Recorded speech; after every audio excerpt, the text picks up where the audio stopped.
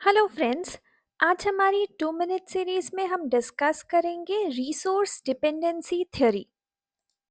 Resource dependency theory ये कहती है कि कोई भी ऑर्गेनाइजेशन कंप्लीटली इंडिपेंडेंट नहीं होती।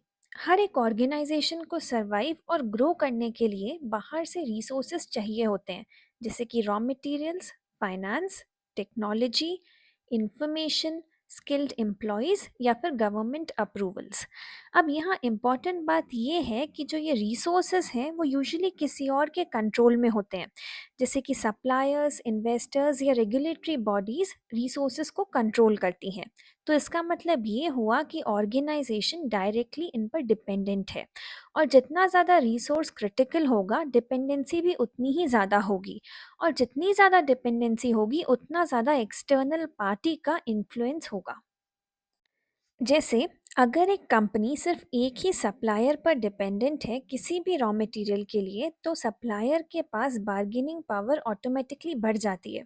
वो प्राइसेस अपनी मर्जी से इंक्रीज कर सकता है और स्ट्रिक्ट कंडीशंस भी लगा सकता है। इसीलिए ऑर्गेनाइजेशंस को पैसिव नहीं रहना चाहिए, उन्हें एक्टिवली अपनी डिपेंडेंसी को मैनेज करना चाहिए, ऑल्टरनेटिव सोर्सेज ढूंढने चाहिए, पार्टनरशिप्स बनाने चाहिए और अपनी स्ट्रैटेजीज को चेंज करना चाहिए।